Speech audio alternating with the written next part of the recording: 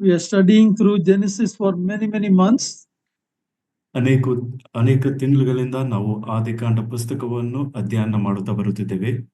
We have studied about Abraham and Isaac and Jacob, and now we are studying about Joseph. Abraham, Isaac, ಯಾಕೋಬರ ಕುರಿತಾಗಿ ಧ್ಯಾನ ಮಾಡಿದ ನಂತರ ಈಗ ನಾವು ಯೋಸೇಫನ ಕುರಿತಾಗಿ ಧ್ಯಾನ ಮಾಡುತ್ತಾ ಬರುತ್ತಿದ್ದೇವೆ. More chapters are taken to write about Joseph than any of the others. ಉಳಿದವರಿಗಿಂತ ಯೋಸೇಫನ ಕುರಿತಾಗಿ ಬರೆಯುವುದಕ್ಕೆ ಅನೇಕ ಅಧ್ಯಾಯಗಳು ತೆಗೆಯಲ್ಪಟ್ಟಿದೆ. Joseph is a picture of our Lord Jesus Christ, even though it is not said anywhere like that. ಯೋಸೇಫನು ನಮ್ಮ ಕರ್ತನಾದ ಯೇಸು ಕ್ರಿಸ್ತನಿಗೆ ಚಿತ್ರವಾಗಿದ್ದಾನೆ. ದೇವರ ವಾಕ್ಯದಲ್ಲಿ ಆ ರೀತಿಯಾಗಿ ತಿಳಿಸದೇ ಇದ್ದರೂ ಸಹ ಯೋಸೇಫನು ಕರ್ತನಿಗೆ ಚಿತ್ರವಾಗಿದ್ದಾನೆ. More than 100 similarities between Joseph and the Lord Jesus Christ. ಕರ್ತನಾದ ಯೇಸು ಕ್ರಿಸ್ತನಿಗೂ ಯೋಸೇಫನಿಗೂ ನೂರಕ್ಕಿಂತ ಹೆಚ್ಚು ಸಮವಾದ ಅಥವಾ ಹೋಲಿಕೆಗಳು ಉಂಟು. Okay, in chapter 42 we came up to verse 23. 42ನೇ ಅಧ್ಯಾಯ 23ನೇ ವಚನ ತನಕ ನಾವು ಧ್ಯಾನ ಮಾಡ್ತಾ ಬಂದೆವು.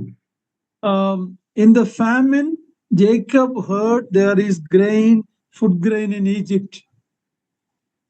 ಐಗುಪ್ತ ದೇಶದಲ್ಲಿ ಈ ದವಸ ಧಾನ್ಯ ಆಹಾರ ಇದೆ ಎಂಬುದಾಗಿ ಯಾಕೋಬನು. Yeah, brother Niranjan, you can continue. Yeah, thank you, brother. Thank you. So Jacob heard that there is food grain in Egypt. ಐಗುಪ್ತ ದೇಶದಲ್ಲಿ ಆ ಬರಗಾಲದ ಮಧ್ಯದಲ್ಲಿ ಆಹಾರ ಧಾನ್ಯಗಳು ಸಿಗುತ್ತದೆ ಎಂಬುದಾಗಿ ಯಾಕೋಬನಿಗೆ. And Jacob sent his 10 sons. Jacob sends his 10 sons to get grain from Egypt.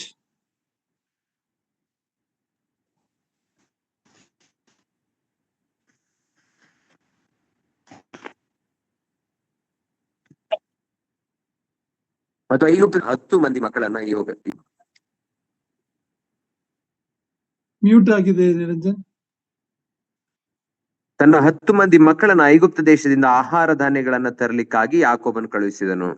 When they went there, they had to go to Joseph.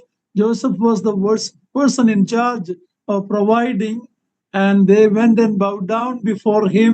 Joseph recognized him, but they didn't recognize Joseph. ಅವರು ಯೋಸೇಫನೇ ಆ ಆಹಾರ ಧಾನ್ಯವನ್ನ ವಿತರಣೆ ಮಾಡುವುದರಲ್ಲಿ ಅಧಿಕಾರಿಯಾಗಿದ್ದ ಮೇಲ್ವಿಚಾರಕನಾಗಿದ್ದನು. ಆತನ ಬಳಿಗೆ ಹೋಗಿ ಅವರೆಲ್ಲರೂ ಅಡ್ಡ ಬೀಳಬೇಕಾಯಿತು.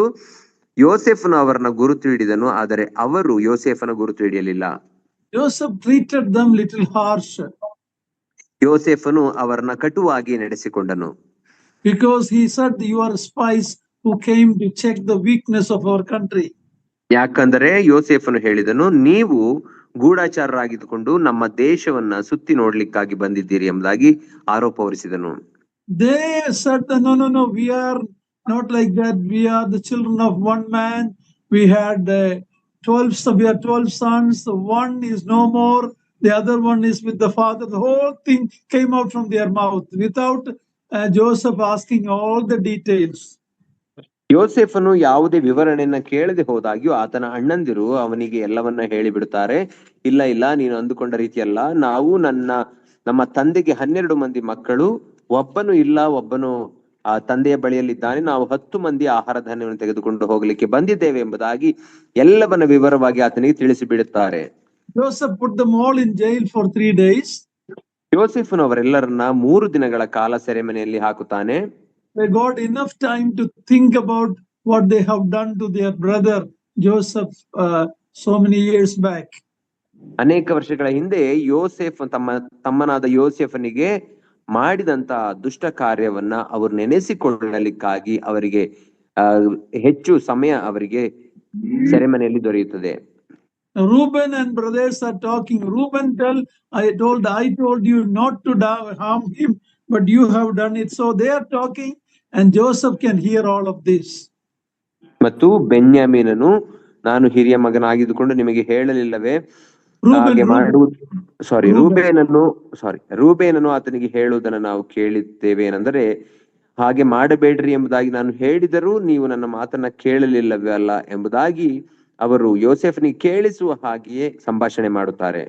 Now God is doing this to us because of what we have done. So they come to some realization of their guilt. ಯಾಕೆ ದೇವರು ಇಂತಹ ಪರಿಸ್ಥಿತಿಯನ್ನ ಅವರಿಗೆ ತಂದನು ಎಂಬುದಾಗಿ ನೋಡುವಾಗ, ತಾವು ಮಾಡಿದಂತಹ ತಪ್ಪಿನ ಅರಿವಾಗಲಿಕ್ಕಾಗಿ ಈ ರೀತಿ ನಡೆಸಿದನು. And Joseph heard this and he was moved in his heart. ಇದನ್ನ ಕೇಳಿ ಯೋಸೇಫನಿಗೆ ತನ್ನ ಹೃದಯದಲ್ಲಿ ದುಃಖವಾಯಿತು. And after 3 days he told them, I fear God, so do one thing, you take the food and go, but one of you will be arrested, put in the jail. 4 ದಿನದ ನಂತರ ಯೋಸೇಫನವರಿಗೆ ಹೇಳುತ್ತಾನೆ, ನೀವೆಲ್ಲರೂ ನಿಮ್ಮನ್ನ ಬಿಡುತ್ತೇನೆ, ನಾನು ದೇವರಿಗೆ ಭಯಪಡುವ ವ್ಯಕ್ತಿ, ನಿಮ್ಮನ್ನು ನಾನು ಬಿಟ್ಟು ಕಳುಹಿಸುತ್ತೇನೆ, ಆದರೆ ನಿಮ್ಮಲ್ಲಿ ಒಬ್ಬನು ನನ್ನ ಬಳಿಯಲ್ಲಿ ಇರಬೇಕೆಂಬುದಾಗಿ ಹೇಳುತ್ತಾನೆ. Simeon was bound before their eyes. ಅವರು ನೋಡುವಾಗಲೇ Simeon was bound and put it in the jail. ಅವರ ಕಣ್ಣು ಮುಂದೆಯೇ ಸಿಮೆಯೋನನ್ನ ಕೈ ಕಾಲುಗಳನ್ನು ಕಟ್ಟಿ ಆತನನ್ನ ಸೆರೆಮನೆಗೆ ಹಾಕುವುದನ್ನು ನಾವು ನೋಡುತ್ತೇವೆ. Now let's read verse 24 to 28. 24ರಿಂದ 28ನೇ ವಚನಗಳವರೆಗೆ ಈಗ ನಾವು ಓದಿಕೊಳ್ಳೋಣ. Please read, Niranjan. ಯೋಸೇಫನಾದರೂ ಅವರ ಬಳಿಯಿಂದ ಬಂದು ಒಂದು ಕಡೆಗೆ ಹೋಗಿ ಕಣ್ಣೀರು ಸುರಿಸಿದನು. ತರುವಾಯ ಅವರ ಬಳಿಗೆ ತಿರುಗಿ ಬಂದು ಅವರ ಸಂಗಡ ಮಾತಾಡಿ ಅವರೊಳಗೆ ಸಿಮೆಯೋನನನ್ನು ಹಿಡಿಸಿ ಅವರ ಕಣ್ಣೆದುರಾಗಿ ಅವನಿಗೆ ಬೇಡಿಗಳನ್ನು ಹಾಕಿಸಿದನು. ಆಮೇಲೆ ಯೋಸೇಫನು ತನ್ನ ಆಳುಗಳಿಗೆ, ಈ ಮನುಷ್ಯರ ಚೀಲಗಳಲ್ಲಿ ಧಾನ್ಯವನ್ನು ತುಂಬಿಸಿ ಒಬ್ಬೊಬ್ಬನ ಚೀಲದಲ್ಲಿ ಅವನವನ ಹಣವನ್ನು ತಿರುಗಿ ಇಟ್ಟು ಅವರ ಪ್ರಯಾಣಕ್ಕೆ ಬೇಕಾದ ಆಹಾರವನ್ನು ಕೊಡಬೇಕೆಂದು ಅಪ್ಪಣೆ ಮಾಡಲು ಅವರು ಹಾಗೆಯೇ ಮಾಡಿದರು. ಇವರು ತಾವು ಕೊಂಡುಕೊಂಡ ಧಾನ್ಯವನ್ನು ಕತ್ತೆಗಳ ಮೇಲೆ ಹಾಕಿ ಹೊರಿಸಿಕೊಂಡು ಹೇರಿಕೊಂಡು ಹೊರಟು ಹೋದರು.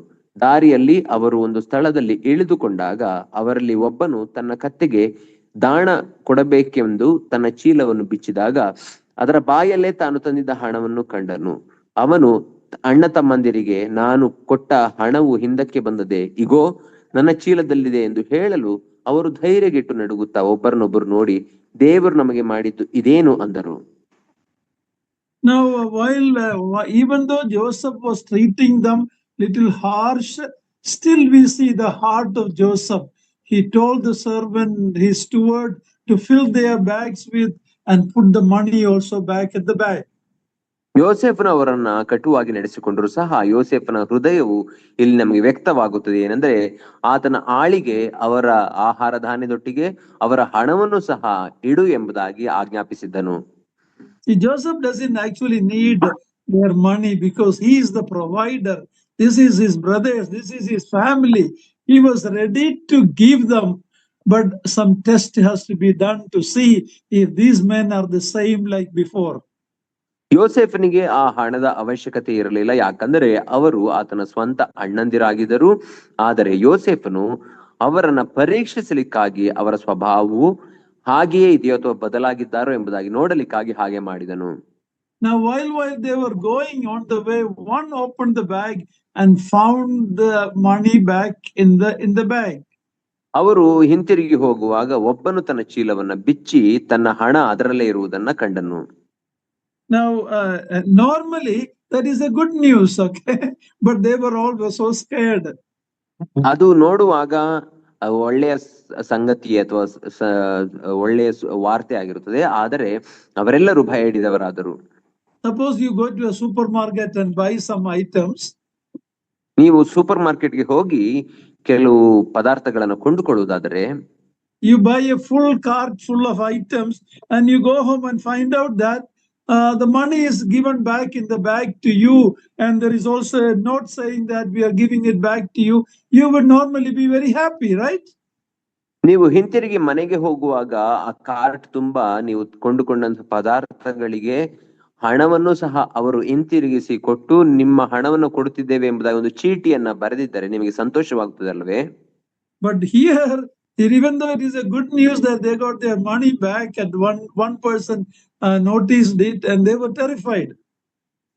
ಇದು ಒಳ್ಳೆಯ ಸಂಗತಿ ಆಗಿದ್ದರೂ ಸಹ ಒಬ್ಬ ವ್ಯಕ್ತಿ ಅದನ್ನ ಕಂಡು ಅವರೆಲ್ಲರೂ ಭಯ ಹಿಡಿದವರಾದರು. They already know that they are in hot water with this hard ruler. ಅವರಿಗೆ ಈಗಾಗಲೇ ಗೊತ್ತಿತ್ತು ಯೋಸೇಫನು ಎಷ್ಟು ಕಟುವಾದಂತಹ ವ್ಯಕ್ತಿ ಎಂಬುದಾಗಿ, ತಾವು ಕಷ್ಟದ ಪರಿಸ್ಥಿತಿಯಲ್ಲಿ ಇದ್ದೇವೆ ಎಂಬುದಾಗಿ ಅವರಿಗೆ ತಿಳಿದಿತ್ತು. Now when one person opened the bag and found it, why didn't they all go back immediately to Joseph? ಒಬ್ಬ ವ್ಯಕ್ತಿಯು ತನ್ನ ಚೀಲದಲ್ಲಿ ಹಣವನ್ನ ಕಂಡುಕೊಂಡಾಗ ಯಾಕೆ ಎಲ್ಲರೂ ತಿರುಗಿ ಹೋಗಿ ಅಥವಾ ಒಬ್ಬ ವ್ಯಕ್ತಿ ಹೋಗಿ ಅದನ್ನ ಹಣವನ್ನು ಹಿಂತಿರುಗಿಸಲಿಲ್ಲ? They were so afraid, if we go back, Jacob will blame us and put us all in the jail, and what he will do. So they thought, we will go home now. Well, next time if we have to come, we will bring the money back. So they didn't immediately go back to Joseph because of the fear. ಅವರೆಲ್ಲರೂ ಹಿಂತಿರುಗಿ ಯೋಸೇಫನ ಬಳಿಗೆ ಹೋದರೆ ನಮ್ಮನ್ನು ಹಿಡಿದು ಸೆರೆಮನೆಗೆ ಹಾಕಬಹುದು ಎಂಬಂತಹ ಭಯದಿಂದ ಯೋಸೇಫನ ಬಳಿಗೆ ಹಿಂತಿರುಗಿ ಹೋಗಲಿಲ್ಲ. ನಂತರ ಏನಾದರೂ ಆಹಾರ ಬೇಕಾದರೆ ಇದರ ಬಗ್ಗೆ ವಿಚಾರಿಸೋಣ ಅಥವಾ ಯೋಚಿಸೋಣ ಎಂಬುದಾಗಿ ಮನೆಗೆ ಹೋದರು. Now they also know that their brother Simeon is in the jail. ಅವರಿಗೆ ಗೊತ್ತು ಈಗ ತಮ್ಮ ಸಹೋದರನಾದಂತ ಸಿಮೆಯೋನನು ಸೆರೆಮನೆಯಲ್ಲಿದ್ದಾನೆ. Now they thought that this was a trick that this ruler is doing to catch them. ಅವರಿಗೆ ಅನ್ನಿಸಿತು ತಮ್ಮನ್ನ ಹಿಡಿಯಲಿಕ್ಕಾಗಿ ಈ ದೇಶಾಧಿಪತಿಯು ಈ ರೀತಿ ಉಪಾಯ ಮಾಡಿರಬಹುದು ಎಂಬುದಾಗಿ. Okay, now read from verse 29 29ರಿಂದ up to 36. 36ರವರೆಗೆ ನಾವು ಓದಿಕೊಳ್ಳೋಣ.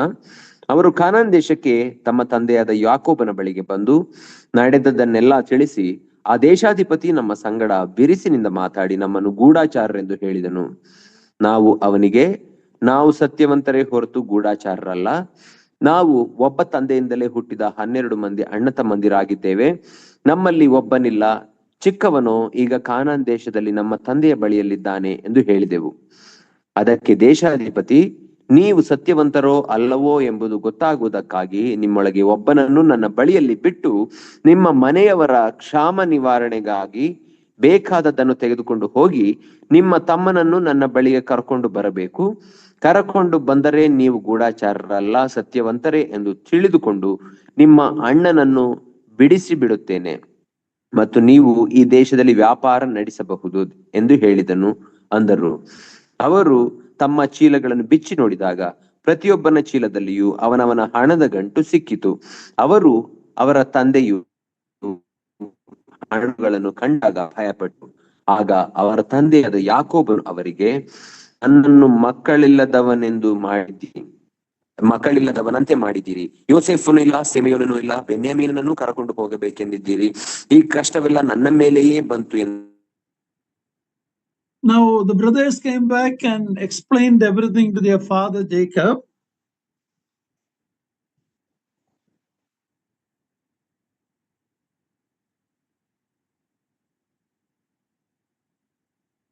Niranjan?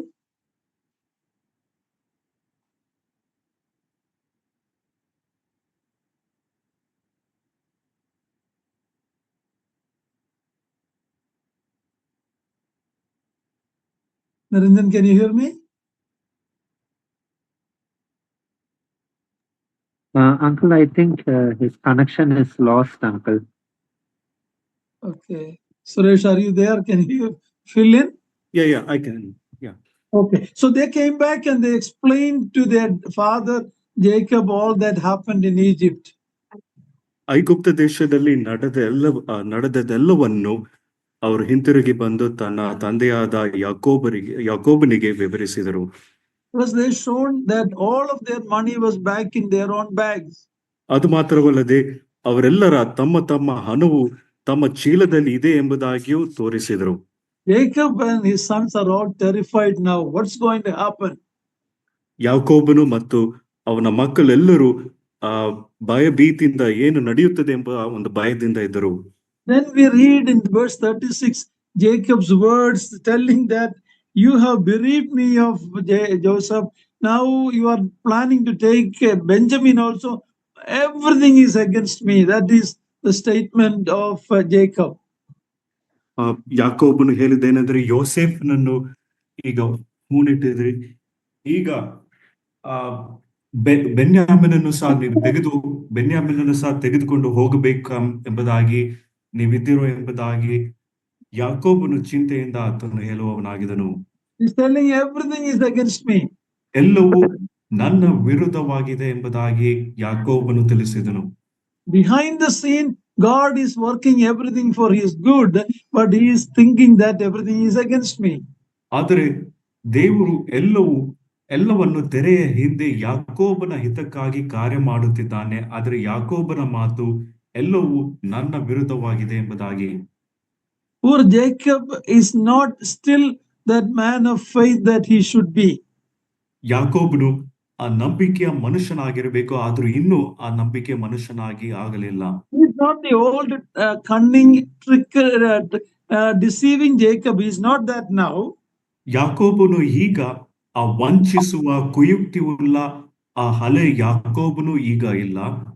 But he is still not the man of faith that we will see him later. ಆದರೆ ನಾವು ಮುಂದೆ ನೋಡುವ ಯಾಕೋಬನು, ನಂಬಿಕೆಯ ಯಾಕೋಬನು ಈಗ ಆತನು ಆಗಿರಲಿಲ್ಲ.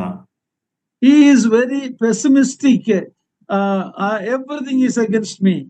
ಆದರೆ ಎಲ್ಲವೂ ನನ್ನ ವಿರುದ್ಧವಾಗಿದೆ ಎಂಬುದಾಗಿ ನಕಾರಾತ್ಮಕವಾಗಿ ಆತನು ಹೇಳುತ್ತಿದ್ದಾನೆ.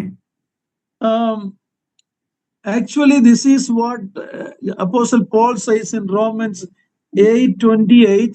All things work together for the good of those who love the Lord, those who are called. Shall I continue? Yeah, go ahead. Yeah. Okay, thank you. ಆದ್ರೆ ಇಲ್ಲಿ ನಾವು ರೋಮಾಪುರದವರಿಗೆ ಬರೆದ ಪತ್ರಿಕೆ 8ನೇ ಅಧ್ಯಾಯ 28ನೇ ವಚನದಲ್ಲಿ ನೋಡುವ ಪ್ರಕಾರ ಆತನನ್ನ ಪ್ರೀತಿಸುವವರ ಹಿತಕ್ಕಾಗಿ ಎಲ್ಲಾ ಕಾರ್ಯಗಳು ಅನುಕೂಲವಾಗುತ್ತವೆ ಎಂಬ ರೀತಿಯಲ್ಲಿ ಇದು ನಡೆಯುತ್ತಾ ಇದೆ. Brothers and sisters, many times we don't understand, we doubt God's goodness because we don't see we don't have a long vision. ಪ್ರಿಯ ಸಹೋದರ ಸಹೋದರಿಯರೇ, ನಾವು ಅನೇಕ ಸಂದರ್ಭಗಳಲ್ಲಿ ದೇವರ ಕಾರ್ಯಗಳನ್ನು ನಂಬುವುದಿಲ್ಲ. ಯಾಕಂದರೆ ನಮಗೆ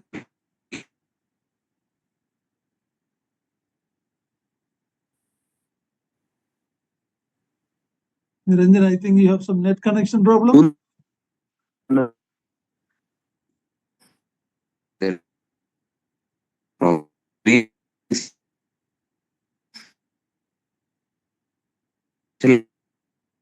It's breaking your brother.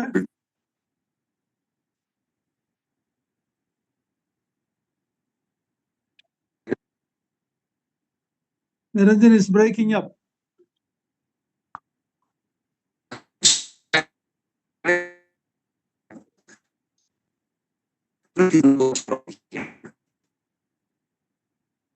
Niranjan work ಆಗ್ತಾ ಇಲ್ಲ, breaking ಆಗ್ತಾ ಇದೆ. So maybe check it and let Suresh continue for now. Okay.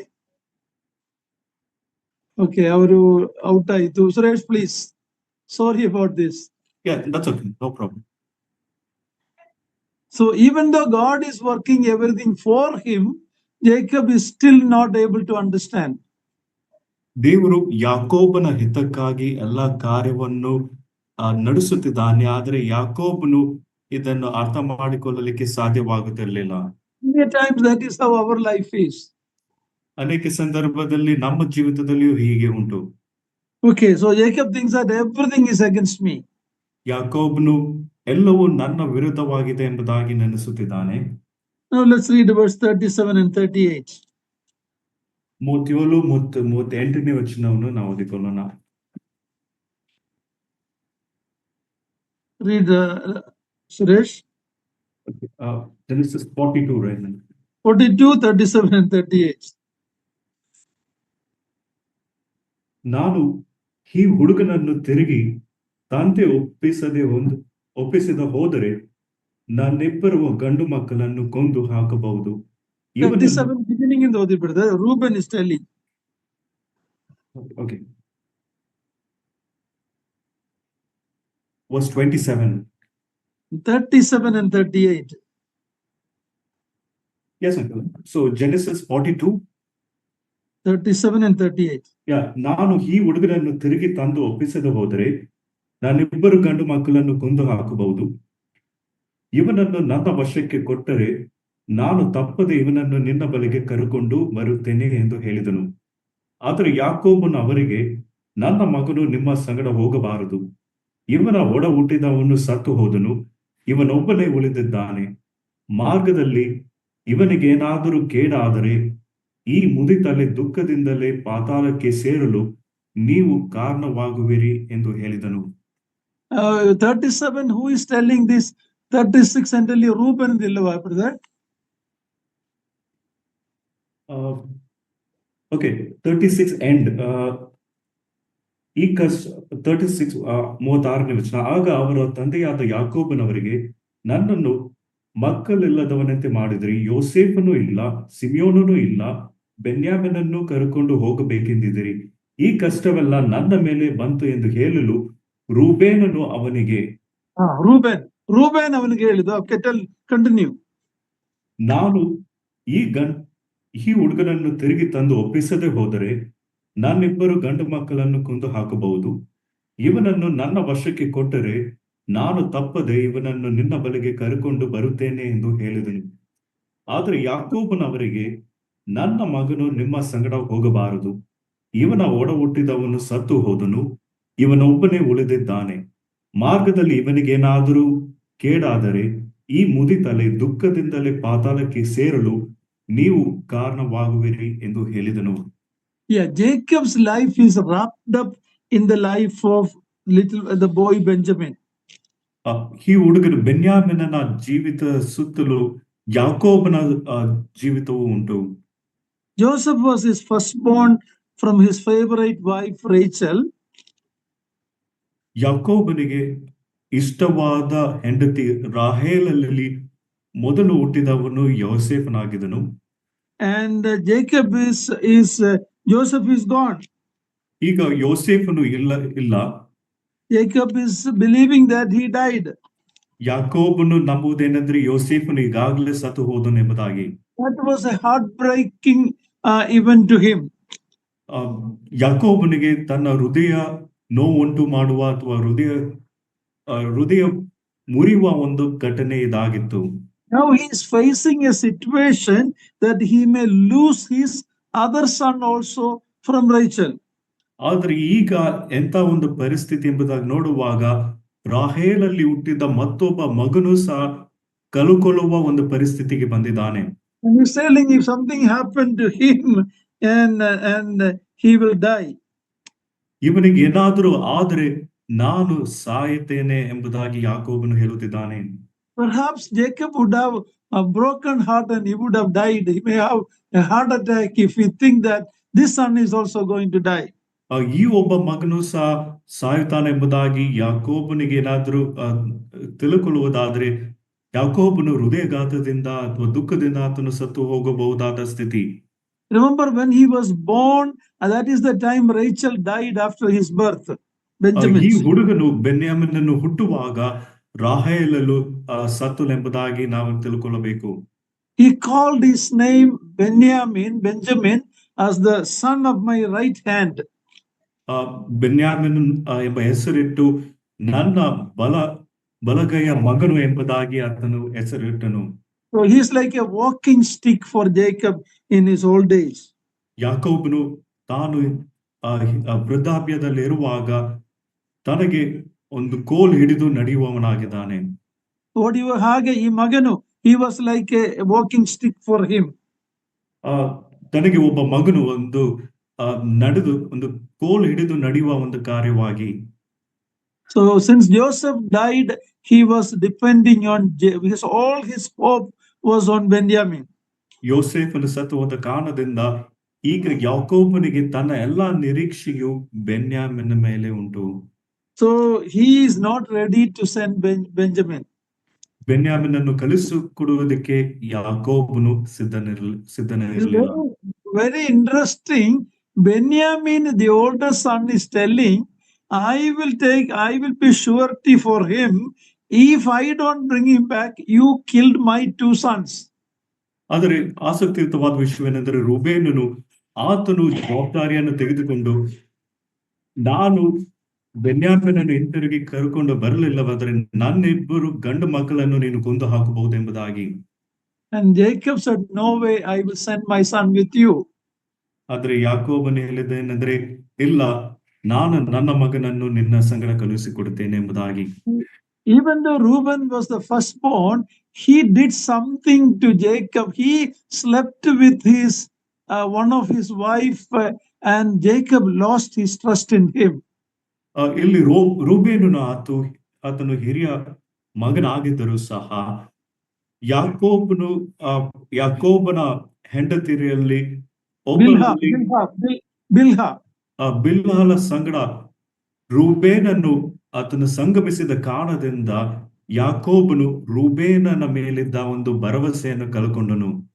Now he is telling, kill my sons. He is not telling, I will be responsible, kill me. He is not telling that. He is telling, you can kill my sons. ಈಗ ನಾನು ಜವಾಬ್ದಾರಿ ತೆಗೆದುಕೊಳ್ಳುತ್ತೇನೆ, ನನ್ನನ್ನು ಕೊಲ್ಲು ಎಂಬುದಾಗಿ ಆತನು ಹೇಳದೆ, ನನ್ನಿಬ್ಬರು ಗಂಡು ಮಕ್ಕಳನ್ನು ನೀನು ಕೊಲ್ಲಬಹುದು ಎಂಬುದಾಗಿ ರೂಬೇನನು ಹೇಳುತ್ತಿದ್ದಾನೆ. Well, Jacob is not ready to trust him. ಆದರೆ ಯಾಕೋಬನು ರೂಬೇನನ ಮಾತಿನಲ್ಲಿ ಭರವಸೆ ಇಡುವುದಕ್ಕೆ ಸಿದ್ಧನಾಗಿರಲಿಲ್ಲ. While this was all going on in Jacob's home, poor Simeon is in jail in Egypt. ಯಾಕೋಬನ ಮನೆಯಲ್ಲಿ ಎಲ್ಲಾ ಕಾರ್ಯಗಳು ನಡೀತಾ ಉಂಟು. ಸಿಮಿಯೋನನು ಐಗುಪ್ತ ದೇಶದ ಸೆರೆಮನೆಯಲ್ಲಿದ್ದಾನೆ. That is where we see the end of chapter 42. Let's go to chapter 43. 42ನೇ ಅಧ್ಯಾಯ ಇಲ್ಲಿ ಮುಗಿದು 43ನೇ ಅಧ್ಯಾಯಕ್ಕೆ ನಾವು ಹೋಗೋಣ. Okay, let's read verse 1 and 2. 1 ಮತ್ತು 2ನೇ ವಚನಗಳನ್ನು ಓದಿಕೊಳ್ಳೋಣ. ಆ ದೇಶದಲ್ಲಿ ಬರವು ಬಹು ಘೋರವಾಗಿತ್ತು. ಅವರು ಐಗುಪ್ತ ದೇಶದಿಂದ ತಂದಿದ್ದ ದವಸವು ಮುಗಿದ ನಂತರ ಅವರ ತಂದೆಯು ಅವರಿಗೆ, ನೀವು ತಿರುಗಿ ಹೋಗಿ ಇನ್ನು ಸ್ವಲ್ಪ ಧಾನ್ಯವನ್ನು ಕೊಂಡುಕೊಂಡು ಬನ್ನಿರಿ ಅಂದನು. Okay, now chapter 43 is doubtless the most dramatic chapter in the book of Genesis. ಆದಿಕಾಂಡ ಪುಸ್ತಕದಲ್ಲಿ ಯಾವ ಸಂಶಯವಿಲ್ಲದೆ 43ನೇ ಅಧ್ಯಾಯ ಒಂದು ದೊಡ್ಡ ಒಂದು ಮುಖ್ಯವಾದ ಒಂದು ಅಧ್ಯಾಯವಾಗಿದೆ. Because of the seriousness of the famine, the sons of Jacob are forced to return to Egypt with Benjamin. ಆದ್ರೆ ಬರವು ತುಂಬಾ ಘೋರವಾಗಿದ್ದ ಕಾರಣದಿಂದ ಯಾಕೋಬನ ಮಕ್ಕಳು ಬೆನ್ಯಾಮೀನನ್ನು ಕರೆಕೊಂಡು ಐಗುಪ್ತ ದೇಶಕ್ಕೆ ಹೋಗುವ ಪರಿಸ್ಥಿತಿ ಉಂಟಾಗಿದೆ. And the things that brings them down to Egypt is the seriousness of the famine. ಆದ್ರೆ ಐಗುಪ್ತ ದೇಶಕ್ಕೆ ಹೋಗುವ ಒಂದು ಕಾರ್ಯ, ಅದರ ಹಿಂದೆ ಇರುವ ಕಾರಣ ಏನೆಂಬುದಾಗಿ ನೋಡುವಾಗ ಅಲ್ಲಿ ಬರವು ತುಂಬಾ ಘೋರವಾಗಿತ್ತು. If the famine was removed, they probably wouldn't have gone back to Egypt. ಒಂದು ವೇಳೆ ಅಲ್ಲಿ ಬರ ಇಲ್ಲದೆ ಇದ್ದಿದ್ರೆ ಐಗುಪ್ತ ದೇಶಕ್ಕೆ ಅವರು ಹೋಗುತ್ತಿರಲಿಲ್ಲ. Simeon would have spent the rest of his life in the jail. ಸಿಮಿಯೋನನು ತನ್ನ ಉಳಿದ ಜೀವಮಾನವೆಲ್ಲ ಐಗುಪ್ತ ದೇಶದ ಸೆರೆಮನೆಯಲ್ಲಿ ಇದ್ದಿರಬಹುದು. Unless Joseph released him, we don't know. ಒಂದು ವೇಳೆ ಯೋಸೇಫನು ಅವನನ್ನು ಬಿಡುಗಡೆ ಮಾಡಿದರೆ ಹೊರತು. Now when we come to this chapter, we see Jacob realized that they will starve to death if they don't go back to Egypt and get the grain. 43ನೇ ಅಧ್ಯಾಯಕ್ಕೆ ಬರುವಾಗ ಯಾಕೋಬನು ಅರ್ಥ ಮಾಡಿಕೊಂಡದ್ದೇನೆಂದರೆ, ನಾವು ಹೋಗಿ ಐಗುಪ್ತ ದೇಶದಲ್ಲಿ ದವಸವನ್ನು ತೆಗೆದುಕೊಂಡು ಬಾರದೆ ಹೊರತು ನಾವೆಲ್ಲರೂ ಹಸಿವೆಯಿಂದ ಸಾಯಬೇಕೆಂಬುದಾಗಿ. So the hunger is forcing him to send his sons back to Egypt, but he don't want to send Benjamin. ಇಲ್ಲಿ ಹಸಿವೆ ಇರುವ ಕಾರಣದಿಂದ ತನ್ನ ಮಕ್ಕಳನ್ನು ಐಗುಪ್ತ ದೇಶಕ್ಕೆ ಕಳುಹಿಸುವುದಕ್ಕೆ ಮುಂದಾದನಾದರೆ ಬೆನ್ಯಾಮೀನನ್ನು ಕಳುಹಿಸಿಕೊಡುವುದಕ್ಕೆ ಯಾಕೋಬನಿಗೆ ಇಷ್ಟವಿರಲಿಲ್ಲ. Now let's read verse 3 to 5. 3ನೇ ವಚನದಿಂದ 5ನೇ ವಚನ ತನಕ ಓದಿಕೊಳ್ಳೋಣ. ಅದಕ್ಕೆ ಯೆಹೂದನು, ಆ ಮನುಷ್ಯನು ನಮಗೆ ನಿಮ್ಮ ತಮ್ಮನನ್ನು ಕರೆಕೊಂಡು ಬಂದ ಹೊರತು ನನ್ನ ಮುಖವನ್ನು ನೋಡಕೂಡದು ಎಂದು ಖಂಡಿತವಾಗಿ ಹೇಳಿದನಲ್ಲ. ನೀನು ನಮ್ಮ ತಮ್ಮನನ್ನು ನಮ್ಮ ಜೊತೆಯಲ್ಲಿ ಕಳುಹಿಸಿದರೆ ನಾವು ಹೋಗಿ ನಿನಗೆ ಧಾನ್ಯವನ್ನು ಕೊಂಡುಕೊಂಡು ಬರುತ್ತೇವೆ. ಅವನನ್ನು ಕಳುಹಿಸಿಕೊಡದಿದ್ದರೆ ನಾವು ಹೋಗುವುದಿಲ್ಲ. ಆ ಮನುಷ್ಯನು ನಮಗೆ, ನಿಮ್ಮ ತಮ್ಮನು ನಿಮ್ಮ ಸಂಗಡ ಇಲ್ಲದಿದ್ದರೆ ನನ್ನ ಮುಖವನ್ನು ನೋಡಲೇ ಕೂಡದೆಂದು ಹೇಳಿದ್ದಾನೆ ಅಂದನು. Now Judah is speaking and telling about that man. He's telling Manushanu, that man. They're talking about their own brother, but they're telling that man in that authority in Egypt. That is how Judah is explaining.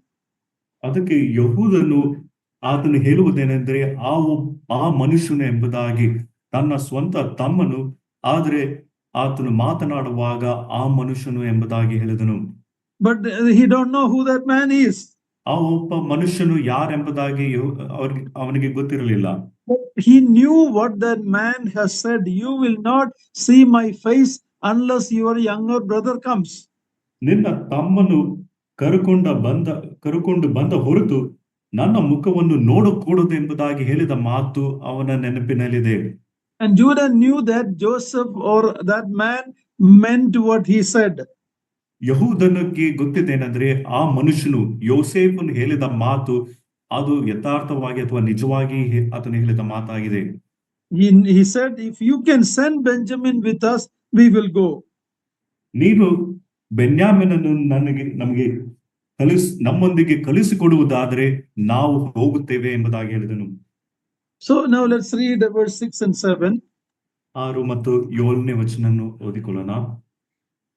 ಅದಕ್ಕೆ ಇಸ್ರಾಯೇಲನು ಇನ್ನೊಬ್ಬ ತಮ್ಮನಿದ್ದಾನೆಂದು ಆ ಮನುಷ್ಯನಿಗೆ ಹೇಳಿ, ನೀವು ಯಾಕೆ ನನಗೆ ಈ ಅಪಕಾರ ಮಾಡಿದಿರಿ ಎಂದು ಹೇಳಲು ಅವರು, ನಮ್ಮ ವಿಷಯದಲ್ಲಿಯೂ ನಮ್ಮ ಮನೆಯವರ ವಿಷಯದಲ್ಲಿಯೂ ಆ ಮನುಷ್ಯನು ಸೂಕ್ಷ್ಮವಾಗಿ ವಿಚಾರಿಸಿ, ನಿಮ್ಮ ತಂದೆಯು ಇನ್ನೂ ಜೀವದಿಂದಿದ್ದಾನೋ, ನಿಮಗೆ ತಮ್ಮನಿದ್ದಾನೋ ಎಂದು ಕೇಳಿದನು. ಆ ಪ್ರಶ್ನೆಗಳಿಗೆ ತಕ್ಕಂತೆ ಉತ್ತರ ಕೊಟ್ಟೆವು. ಅವನು, ನಿಮ್ಮ ತಮ್ಮನನ್ನು ಕರೆದುಕೊಂಡು ಬನ್ನಿರಿ ಎಂದು ಹೇಳುವನೆಂಬುದು ನಮಗೆ ಹೇಗೆ ತಿಳಿಯುವುದು ಅಂದರು. Poor old Jacob is frustrated. He says, why did you tell that there is a brother? ಯಾಕೋಬನಿಗೆ ಬೇಸರ ಉಂಟಾಯಿತು. ಯಾಕೆ ತಮ್ಮನಿದ್ದಾನೆ ಎಂಬುದಾಗಿ ನೀವು ಅವನಿಗೆ ಹೇಳಿದಿರಿ ಎಂಬುದಾಗಿ ಪ್ರಶ್ನಿಸುತ್ತಿದ್ದಾನೆ. Jacob doesn't know that Joseph knew everything. ಯಾಕೋಬನಿಗೆ ತಿಳಿಯದೇ ಇರುವ ವಿಷಯವೇನೆಂದರೆ ಯೋಸೇಫನಿಗೆ ಎಲ್ಲಾ ಗೊತ್ತು ಎಂಬುದಾಗಿ. See, the Lord Jesus Christ knows everything about you and me. ಕರ್ತನಾದ ಯೇಸು ಕ್ರಿಸ್ತನು ನಿಮ್ಮ ವಿಷಯವಾಗಿ ಎಲ್ಲವೂ ಬಲ್ಲವನಾಗಿದ್ದಾನೆ. We don't need to say anything. He knows everything. He knows our minds and our hearts. ನಾವು ಏನು ಹೇಳುವ ಅವಶ್ಯಕತೆ ಇಲ್ಲ. ನಮ್ಮ ಹೃದಯ, ನಮ್ಮ ಮನಸ್ಸಿನ ಪರಿಸ್ಥಿತಿ ಆತನೆಲ್ಲವೂ ಬಲ್ಲವನಾಗಿದ್ದಾನೆ. Jacob is telling, why didn't you shut your mouth? Why you told about another son? ಯಾಕೆ ನಿಮ್ಮ ಬಾಯಿಯನ್ನು ಮುಚ್ಚಿಕೊಳ್ಳಲಿಲ್ಲ? ಮತ್ತೊಬ್ಬ ಮಗನು ಅಥವಾ ತಮ್ಮನ ವಿಷಯವಾಗಿ ಯಾಕೆ ಮಾತನಾಡಿದಿರಿ ಎಂಬುದಾಗಿ ಯಾಕೋಬನು ಕೇಳುತ್ತಿದ್ದಾನೆ. So Judah is telling and the brothers are telling, how do we know that this man would ask us to bring the brother? We didn't know that. So it all happened like that, they are telling. ನಿಮ್ಮ ತಮ್ಮನನ್ನು ಕರೆದುಕೊಂಡು ಬನ್ನಿರಿ ಎಂದು ಹೇಳುವೆನೆಂಬುದು ನಮಗೆ ಹೇಗೆ ತಿಳಿಯುವುದು ಎಂಬುದಾಗಿ ಯೂದನು ಹೇಳಿದನು. Verse 8 and 9. 8 ಮತ್ತು 9ನೇ ವಚನಗಳು. ಆಗ ಯಹೂದನು ತನ್ನ ತಂದೆಯಾದ ಇಸ್ರಾಯೇಲನಿಗೆ, ನೀನು, ನಾವು, ನಮ್ಮ ಮಕ್ಕಳು ಎಲ್ಲರೂ ಸಾಯದೆ ಬದುಕಿಕೊಳ್ಳುವಂತೆ ಆ ಹುಡುಗನನ್ನು ನನ್ನ ಜೊತೆಯಲ್ಲಿ ಕಳಿಸಿಕೊಡಪ್ಪ, ನಾವು ಹೊರಟು ಹೋಗುವೆವು. ನಾನೇ ಅವನಿಗೆ ಹೊಣೆ, ಅವನ ವಿಷಯ ನನ್ನನ್ನೇ ಕೇಳಬಹುದು. ನಾನು ಅವನನ್ನು ತಿರುಗಿ ಕರೆಕೊಂಡು ಬಂದು ನಿನ್ನೆದುರಿನಲ್ಲಿ ನಿಲ್ಲಿಸದೆ ಹೋದರೆ ಆ ದೋಷ ಎಂದೆಂದಿಗೂ ನನ್ನ ಮೇಲೆ ಇರಲಿ. Verse 10 also, 10ನೇ ವಚನ ಕೂಡ. ನಾವು ತಡ ಮಾಡದಿದ್ದರೆ ಇಷ್ಟರೊಳಗೆ 2ನೇ ಸಾರಿ ಹೋಗಿ ಬರುತ್ತಿದ್ದೆವು ಎಂದು ಹೇಳಿದನು. Now notice the difference between what Reuben said to Jacob and what Judah is telling to Jacob. ರೂಬೇನನು ಯಾಕೋಬನಿಗೆ ಹೇಳಿದ ಮಾತು ಮತ್ತು ಯಹೂದನು ಯಾಕೋಬನಿಗೆ ಹೇಳಿದ ಮಾತಿನ ವ್ಯತ್ಯಾಸವನ್ನು ಗಮನಿಸಿರಿ. Judah is coming forward as a surety for Benjamin. ಯಹೂದನು ಬೆನ್ಯಾಮಿನನಿಗಾಗಿ ಒಂದು ಗ್ಯಾರಂಟಿಯಾಗಿ ಆತನು ಹೊಣೆಯಾಗಿ ಆತನು ಮುಂದೆ ಬರುತ್ತಿದ್ದಾನೆ. He's not telling, if I don't bring him back, kill my sons. He's telling, I am responsible. I am the surety. ಇಲ್ಲಿ ಯಹೂದನು, ನಾನು ಬೆನ್ಯಾಮಿನನ್ನು ಹಿಂದಕ್ಕೆ ಕರೆಕೊಂಡು ಬಾರದಿದ್ದರೆ ನನ್ನ ಮಕ್ಕಳನ್ನು ಕೊಲ್ಲು ಎಂಬುದಾಗಿ ಹೇಳದೆ, ನಾನೇ ಹೊಣೆ, ಅವನನ್ನು ಬೆನ್ಯಾಮಿನನ್ನು ಕರೆಕೊಂಡು ಬಾರದೆ ಹೋದರೆ ನಾನೇ ಹೊಣೆ ಎಂಬುದಾಗಿ ಯಹೂದನು ಹೇಳುತ್ತಿದ್ದಾನೆ. You remember Judah, he was the one who sold. His idea was to lift Joseph from the pit and sell it to the Ishmaelites. ಯಹೂದನನ್ನು ಜ್ಞಾಪಕ ಮಾಡಿಕೊಳ್ಳಿರಿ. ಯೋಸೇಫನನ್ನು ಹಲ್ಲದಿಂದ ತೆಗೆದು ಇಷ್ಮಾಯಲರಿಗೆ ಮಾರಿಬಿಡೋಣ ಎಂಬುದಾಗಿ ಆಲೋಚನೆ ಕೊಟ್ಟವನು ಯಹೂದನಾಗಿದ್ದನು. He was the one who thought we can make some money by selling him. ಯೋಸೇಫನನ್ನು ಮಾರಿ ಬಿಡುವುದರ ಮೂಲಕ ಹಣ ಮಾಡಬಹುದೆಂಬುದಾಗಿ ಯಹೂದನು ಆಲೋಚನೆ ಕೊಟ್ಟನು. Now that same Judah is willing to die if Benjamin don't come back. ಈಗ ಆ ಯಹೂದನು ಬೆನ್ಯಾಮನನ್ನು ಹಿಂದಕ್ಕೆ ಕರೆಕೊಂಡು ಬಾರದೆ ಹೋದರೆ ನಾನೇ ಹೊಣೆ ಅತೆ. There is an amazing truth in this passage. Hello? Suresh? Uncle, yeah, I'm back. There was a power fluctuation here. Yeah. I just noticed that the power came back, right? Yeah. Okay. So there is a big difference between what Reuben said and what Judah said. Ruben ಹೇಳಿದ ಮಾತಿಗೂ ಯಹೂದನು ಹೇಳಿದ ಮಾತಿಗೂ ದೊಡ್ಡ ವ್ಯತ್ಯಾಸವಿದೆ. See, there is a change now in Judah's life. ಯಹೂದನ ಜೀವನದಲ್ಲಿ ಈಗ ಬದಲಾವಣೆ ಉಂಟಾಗಿದೆ. See, you and I all need a surety, and that is why Jesus Christ came and took our place and became a surety for us. ನಿಮಗೂ ನಮಗೂ ಒಂದು ಹೊಣೆ ಬೇಕಾಗಿದೆ. ಕರ್ತನಾದ ಯೇಸು ಕ್ರಿಸ್ತನು ತಾನೇ ಬಂದು ಆತನು ಶಿಲುಬೆ ಮೇಲೆ ನಮಗಾಗಿ ಆತನು ಪ್ರಾಣ ಕೊಟ್ಟನು. ಹೊಣೆಗಾರನು. What is it? ಅದು ನಮಗಾಗಿ ಆತನು ಹೊಣೆ ಆದನು. And now, where did Jesus come from? He came from the tribe of Judah. ಕರ್ತನಾದ ಯೇಸು ಕ್ರಿಸ್ತನು ಎಲ್ಲಿಂದ ಬಂದನು? ಯಹೂದ ಕುಲದಿಂದ ಆತನು ಬಂದನು. He took my place and your place as a shepherd, and he gave his life. Judah only said, he said, I will die instead, but Jesus literally died for you and me and became our surety. ಯಹೂದನು ನಾನೇ ಹೊಣೆ ಎಂಬುದಾಗಿ ಹೇಳಿದನು. ಆದರೆ ಕರ್ತನಾದ ಯೇಸು ಕ್ರಿಸ್ತನು ನಮ್ಮ ಕುರುಬನಾಗಿದ್ದು ಆತನು ನಿಜವಾಗ್ಲೂ ನಮಗಾಗಿ ನಿಮಗಾಗಿ ಪ್ರಾಣ ಕೊಟ್ಟನು. You and I as sinners could never go to God. We can never meet his standard. ನಾವು ಪಾಪಿಗಳಾಗಿ ಕರ್ತನಾದ ಯೇಸು ಕ್ರಿಸ್ತನ ಬಳಿಗೆ ಅಥವಾ ದೇವರ ಬಳಿಗೆ ಎಂದಿಗೂ ಹೋಗಲಿಕ್ಕೆ ಸಾಧ್ಯವಿಲ್ಲ. ಆತನ ಒಂದು ಮಟ್ಟಕ್ಕೆ ನಾವು ಎಂದಿಗೂ ಬರಲಿಕ್ಕೆ ಸಾಧ್ಯವಿಲ್ಲ. But he came down to our level and became our surety. What a picture of Jesus Christ we see in this passage. ಅದರ ಕರ್ತನಾದ ಯೇಸು ಕ್ರಿಸ್ತನು ಆತನು ನಮ್ಮ ಹಾಗೆ ಆತನು ಬಂದನು. ಆತನು ನಮಗಾಗಿ ಹೊಣೆ ಆದನು. ಕರ್ತನಾದ ಯೇಸು ಕ್ರಿಸ್ತನ ಒಂದು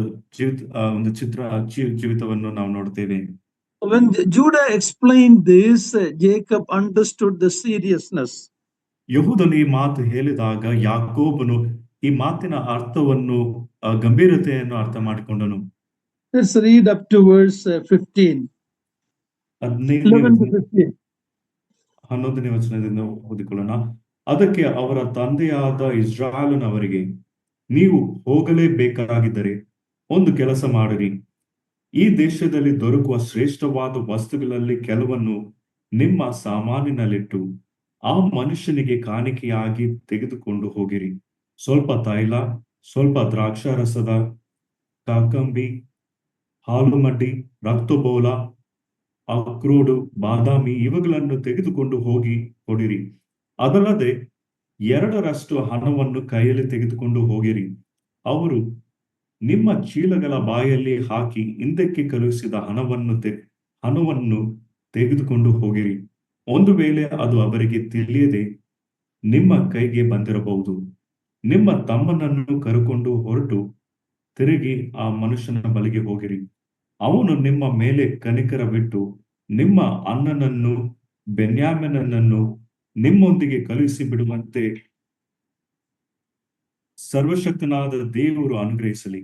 ನಾನಂತೂ ಮಕ್ಕಳನ್ನು ಕಳಕೊಂಡವನಾಗಬೇಕಾದರೆ ಹಾಗೇ ಆಗಲಿ ಎಂದು ಹೇಳಿದನು. 15ನೇ ವಚನ.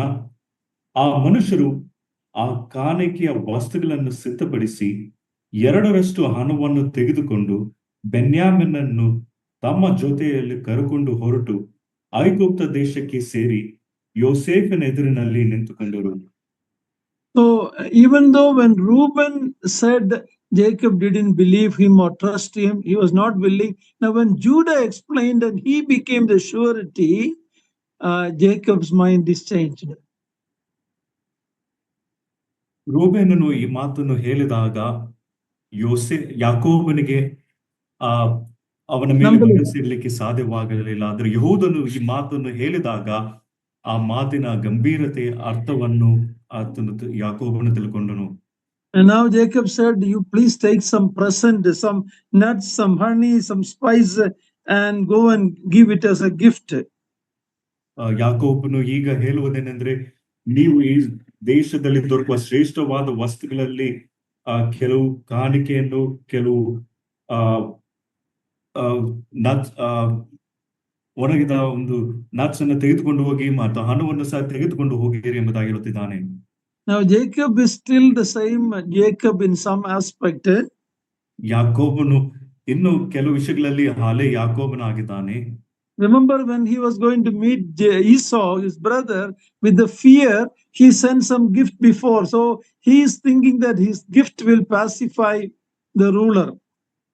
ಯಾಕೋಬನು ಯೋಸೇಫನನ್ನು ಭೇಟಿ ಮಾಡುವುದಕ್ಕೆ ಹೋದಾಗ ಜ್ಞಾಪಕ ಮಾಡಿರಿ, ಆತನು ತನ್ನ ಏಸಾವನನ್ನು ಆತನು ಸಮಾಧಾನ ಪಡಿಸುವುದಕ್ಕಾಗಿ ಮುಂದಾಗಿ ಕೆಲವು ಉಡುಗೊರೆಯನ್ನು ಆತನು ಕಲಿಸಿಕೊಟ್ಟನು. ಅದೇ ರೀತಿಯಾಗಿ ಈಗ ಆತನು ಉಡುಗೊರೆಯನ್ನು ಕೊಟ್ಟು ಶಮನ ಪಡಿಸಬಹುದು ಎಂಬುದಾಗಿ ಆತನು ನೆನೆಸುತ್ತಿದ್ದಾನೆ. Joseph is the ruler of Egypt. He has everything. He don't need his special gift.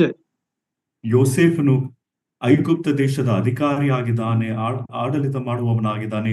ವಿಶೇಷವಾದ ಉಡುಗೊರೆ ಯಾವುದು ಅವನಿಗೆ ಬೇಕಾಗಿಲ್ಲ. Moreover, he is Jacob's son, but he don't know this. ಅದಕ್ಕಿಂತ ಹೆಚ್ಚಾಗಿ ಯಾಕೋಬನ ಮಗನಾಗಿದ್ದೇನೆ, ಈ ವಿಷಯ ಯಾವುದು ಅವನಿಗೆ ಅವಶ್ಯಕತೆ ಇಲ್ಲ. But now old Jacob is ready to relinquish Benjamin, and he is saying, if my children are gone, let it gone. If I am bereaved, let them bereaved. So it's a hopeless state for Jacob, and he is compelled to send his dear son. ಈಗ ಯಾಕೋಬನಿಗೆ ಅನಿರೀಕ್ಷಿತವಾದ ನಿರೀಕ್ಷೆ ಇಲ್ಲದ ಒಂದು ಪರಿಸ್ಥಿತಿ, ತನ್ನ ಮಗನು ಬೆನ್ಯಾಮನನ್ನು ಕಲಿಸಿಕೊಡುವ ಒಂದು ಪರಿಸ್ಥಿತಿ ಆಗಿದೆ. He is not willing, but he had to let him go. ಅವನಿಗೆ ಮನಸ್ಸು ಇಲ್ಲದಿದ್ದರೂ ಸಹ ಅವನನ್ನು ಕಲಿಸಿಕೊಡಬೇಕಾದ ಒಂದು ಪರಿಸ್ಥಿತಿ. He said in verse 14, and if I am bereaved, my children, I am bereaved. 14ನೇ ವಚನದಲ್ಲಿ ಅವನು ಹೇಳುವ, ನಾನಂತೂ ಮಕ್ಕಳನ್ನು ಕಳುಕೊಂಡವನಾಗಬೇಕಾದ್ರೆ ಹಾಗೆ ಆಗಲಿ ಎಂದು ಹೇಳಿದನು. He is sending Benjamin without a full heart. There's no other way. ಅವನಿಗೆ ಪೂರ್ಣ ಹೃದಯದಿಂದ ಇಲ್ಲದೆ ಬೆನ್ಯಾಮನನ್ನು ಆತನು ಕಲಿಸಿಕೊಡುತ್ತಿದ್ದಾನೆ, ಯಾಕಂದ್ರೆ ಬೇರೆ ಯಾವ ಒಂದು ಮಾರ್ಗವೂ ಇಲ್ಲ. A father sending his son without the full heart. ಒಬ್ಬ ತಂದೆಯು ಆತನು ಪೂರ್ಣ ಹೃದಯದಿಂದ ಅಲ್ಲದೆ ತನ್ನ ಮಗನನ್ನು ಕಲಿಸಿಕೊಡುತ್ತಿದ್ದಾನೆ. Compare that with John 3:16. ಈ ವಿಷಯವನ್ನು ಯೋಹಾನ ಬರೆದ ಸುವಾರ್ತೆ 3ನೇ ಅಧ್ಯಾಯ 16ನೇ ವಚನಕ್ಕೆ ಹೋಲಿಸಿರಿ. God so loved the world that he sent his only son to an evil and wicked world, knowing that he is going to die. Jacob is not sure whether Benjamin will die. Maybe something will happen on the way or in Egypt, but God the Father knew exactly what will happen to his beloved son, the Lord Jesus Christ. Still, ಬೆನ್ಯಾಮನಿಗೆ ಏನಾಗುತ್ತದೆ ಅಥವಾ ಮಾರ್ಗದಲ್ಲಿ ಏನಾಗಬಹುದು ಎಂಬುದಾಗಿ ಆತನಿಗೆ ಖಚಿತವಾಗಿ ಗೊತ್ತಿರಲಿಲ್ಲ, ಆದರೂ ಕಲಿಸಿಕೊಡುತ್ತಿದ್ದಾನೆ. ಆದರೆ ನಾವು ತಂದೆಯಾದ ದೇವರು ಲೋಕದ ಮೇಲೆ ಎಷ್ಟೋ ಪ್ರೀತಿಯನ್ನಿಟ್ಟು ತನ್ನ ಒಬ್ಬನೇ ಮಗನನ್ನು ಕಲಿಸಿಕೊಟ್ಟನು. ತಾನು ಕಲಿಸಿಕೊಡುವ ಮಗನು ಆತನು ತಾನು ಪ್ರಾಣ ಕೊಡಬೇಕೆಂಬುದಾಗಿ ತಿಳಿದಿದ್ದರೂ ಸಹ ತನ್ನ ಒಬ್ಬನೇ ಮಗನನ್ನು ಕಲಿಸಿಕೊಟ್ಟನು. We see the Father in heaven, his love for you and me, and sending his beloved son. ತಂದೆಯಾದ ದೇವರು ನಿಮ್ಮ ಮೇಲೆ ನಮ್ಮ ಮೇಲೆ ಇಟ್ಟಿರುವ ಪ್ರೀತಿಯನ್ನು ನೋಡಿರಿ, ತನ್ನ ಪ್ರಿಯ ಕುಮಾರನನ್ನು ನಮಗಾಗಿ ಕಲಿಸಿಕೊಟ್ಟನು.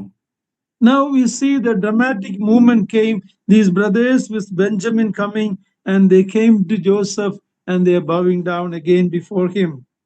ನಾವು ಈಗ ನಂತರ ನೋಡುವ ವಿಷಯವೇನೆಂದ್ರೆ, ಅವರ ಅಣ್ಣಂದಿರೆಲ್ಲರೂ ಯೋಸೇಫನ ಮುಂದೆ ಬಂದು ಯೋಸೇಫನಿಗೆ ಅಡ್ಡ ಬೀಳುವ ವಿಷಯವನ್ನು ನೋಡುತ್ತೇವೆ. You can imagine the emotions Joseph Joseph felt in his heart when he saw his brother Benjamin. ಯೋಸೇಫನು ತನ್ನ ತಮ್ಮನಾದ ಬೆನ್ಯಾಮಿನನ್ನು ನೋಡಿದಾಗ ಅವನ ಹೃದಯದಲ್ಲಿ ಆದ ಉದ್ರೇಕ ಏನೆಂಬುದಾಗಿ ನೀವು ಅರ್ಥ ಮಾಡಿಕೊಳ್ಳಬಹುದು. And why I often think why immediately Joseph didn't say, "Oh, I am Joseph, you are my brothers, this is Benjamin." He has still not revealed that truth to him. Why? ಯೋಸೇಫನು ತಕ್ಷಣವೇ ತಾನು ಯಾರು, ತಾನು ಯೋಸೇಫನು ಎಂಬುದಾಗಿ, ಇವನು ನನ್ನ ತಮ್ಮನು ಬೆನ್ಯಾಮನು, ಈ ವಿಷಯಗಳನ್ನೆಲ್ಲ ಯಾಕೆ ತಕ್ಷಣ ಪ್ರಕಟ ಮಾಡಲಿಲ್ಲ ಎಂಬುದಾಗಿ ನನಗೆ ಸ್ವಲ್ಪ ಆಶ್ಚರ್ಯ ಉಂಟಾಗುತ್ತದೆ. There is still some more tests need to be done to these people. ಈ ಜನರಿಗೆ ಇನ್ನೂ ಸ್ವಲ್ಪ ಅಥವಾ ಇನ್ನು ಕೆಲವು ಪರೀಕ್ಷೆ ನಡೆಯಬೇಕಾಗಿದೆ. Okay, read verse 15, verse 16 to verse 18. 16ನೇ ವಚನದಿಂದ ಬೆನ್ಯಾಮಿನನು ಅವರ ಸಂಗಡ ಇರುವುದನ್ನು ಯೋಸೇಫನು ಕಂಡು ತನ್ನ ಮನೆ ವಾರ್ತೆಯವನನ್ನು ಕರೆಸಿ, ಈ ಮನುಷ್ಯರು ಈ ಹೊತ್ತು ಮಧ್ಯಾಹ್ನ ನನ್ನ ಸಂಗಡ ಊಟ ಮಾಡಬೇಕಾಗಿದೆ, ಇವರನ್ನು ಮನೆಯೊಳಗೆ ಕರೆದುಕೊಂಡು ಹೋಗಿ ಪಶುವನ್ನು ಕೊಯ್ಯಿಸಿ ಎಲ್ಲ ಸಿದ್ಧಪಡಿಸು ಎಂದು ಅಪ್ಪಣೆ ಕೊಟ್ಟನು. 17ನೇ ವಚನ. ಅಪ್ಪನೆಯ ಮೇರೆಗೆ ಮನೆ ವಾರ್ತೆಯವನು ಅವರನ್ನು ಯೋಸೇಫನ ಮನೆಯೊಳಗೆ ಕರೆದುಕೊಂಡು ಹೋಗಲು ಅವರು ಅದಕ್ಕೆ ಭಯಪಟ್ಟು 18, yeah. ಮುಂಚೆ ನಾವು ಚೀಲಗಳಲ್ಲಿ ಹಿಂದಕ್ಕೆ ತೆಗೆದುಕೊಂಡು ಹೋದ ಹಣದ ನಿಮಿತ್ತವೇ ಅವನು ನಮ್ಮನ್ನು ತನ್ನ ಮನೆಯವರೆಗೆ ಕರೆಸಿದ್ದಾನೆ.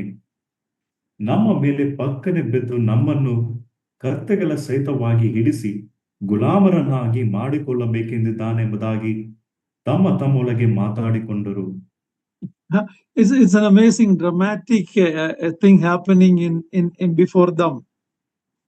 ಅವರ ಮುಂದೆ ನಡೆಯುತ್ತಿರುವ ಈ ಒಂದು ಘಟನೆಗಳು ಒಂದು ಅದ್ಭುತವಾಗಿ ಉಂಟು. Why Joseph is inviting them to his house?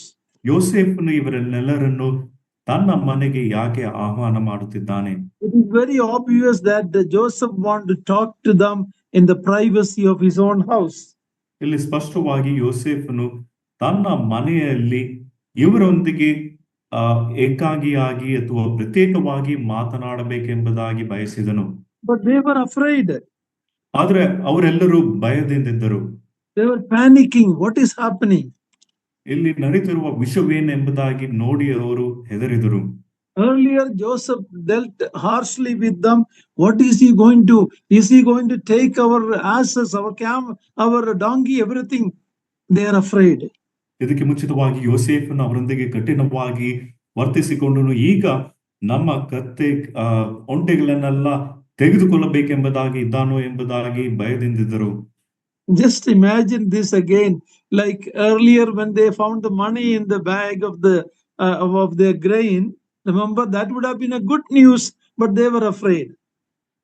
ಇದಕ್ಕೆ ಮುಂಚಿತವಾಗಿ ಅವರೆಲ್ಲರೂ ತಮ್ಮ ಚೀಲಗಳಲ್ಲಿ ಹಣವನ್ನು ನೋಡಿದಾಗ ಅದು ಒಂದು ಒಳ್ಳೆ ವಿಷಯವಾಗಿದ್ದರೂ ಸಹ ಅವರೆಲ್ಲರೂ ಭಯದಿಂದಿದ್ದರು.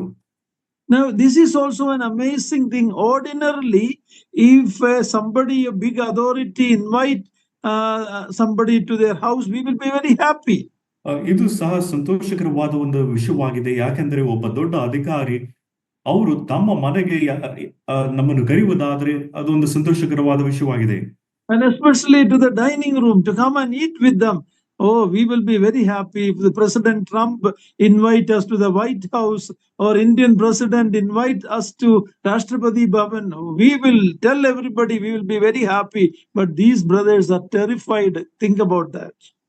ಒಂದು ವೇಳೆ ಟ್ರಂಪ್ ತಮ್ಮ ವೈಟ್ ಹೌಸ್ ಮನೆಗೆ ನಮ್ಮನ್ನು ಆಹ್ವಾನಿಸುವುದಾದರೆ ಅಥವಾ ರಾಷ್ಟ್ರಪತಿ ಅವರು ತಮ್ಮ ಮನೆಗೆ ಕರೆಯುವುದಾದ್ರೆ ನಾವೆಲ್ಲರೂ ಸಂತೋಷವಾಗಿರುತ್ತೇವೆ ಅಲ್ಲ. ಆದ್ರೆ ಇಲ್ಲಿ ಈ ಸಹೋದರರೆಲ್ಲರೂ ಯೋಸೇಫನು ತಮ್ಮ ಮನೆಗೆ ಕರೆದಾಗ ಇವರೆಲ್ಲರೂ ಭಯದಿಂದಿದ್ದಾರೆ. Even though it was a great privilege to be invited to the great authority's house, these brothers, because they still have the guilt, they don't have the peace in their heart because of what they have done to Joseph. ಈ ದೊಡ್ಡ ಅಧಿಕಾರಿಯಾಗಿರುವ ಯೋಸೇಫನು ತನ್ನ ಮನೆಗೆ ಇವರನ್ನು ಕರೆದರೂ ಸಹ ಇವರು ಅವರು ಭಯದಿಂದಿದ್ದಾರೆ. ಕಾರಣ ಆ ಒಂದು ತನ್ನ ತಮ್ಮನಾದ ಯೋಸೇಫನಿಗೆ ಮಾಡಿದ ಆ ಒಂದು ಕಾರ್ಯವು, ಅದರ ಒಂದು ಅಳುಕು ಮತ್ತು ಅದರ ಒಂದು ಆ ವಿಷಯವು ಅವರನ್ನು ಚುಚ್ಚುತ್ತಾ ಉಂಟು. They are guilty because there is still unconfessed sin in their life. ತಮ್ಮ ಜೀವನಗಳಲ್ಲಿ ಅರಿಕೆ ಮಾಡದ ಪಾಪಗಳು ಇದ್ದ ಕಾರಣದಿಂದ ಅವರಿನ್ನೂ ಅಪರಾಧಿಗಳಾಗಿದ್ದಾರೆ. There is some change in them, but Joseph is not convinced that they are completely changed. ಈ ಸಹೋದರರಲ್ಲಿ ಸ್ವಲ್ಪ ಬದಲಾವಣೆ ಇದೆ, ಆದರೆ ಯೋಸೇಫನಿಗೆ ಇವರೆಲ್ಲರೂ ಬದಲಾವಣೆ ಆಗಿದ್ದಾರೆ ಎಂಬ ಒಂದು ಖಚಿತತನ ಇಲ್ಲ. How much guilt they were carrying in their heart.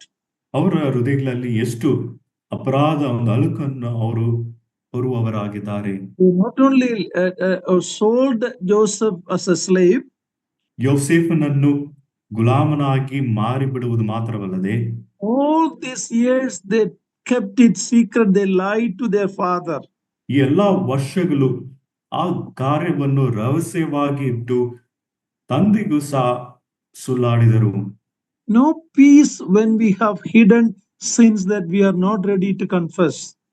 ನಾವು ಅರಿಕೆ ಮಾಡದೆ ಮತ್ತು ರಹಸ್ಯವಾದ ಪಾಪಗಳು ನಮ್ಮಲ್ಲಿ ಇರುವುದಾದರೆ ನಮಗೆ ಸಮಾಧಾನವಿರುವುದಿಲ್ಲ. That was what happened to David when he had not confessed his sin. ದಾವಿದನಿಗೂ ಸಹ ಇದೇ ನಡೆಯಿತು. ಅವನು ಪಾಪವನ್ನು ಅರಿಕೆ ಮಾಡದೇ ಇರುವಾಗ ಇದೇ ಅವನಿಗೂ ಸಂಭವಿಸಿತು. In Psalm 51, he writes about how he lost the joy of salvation.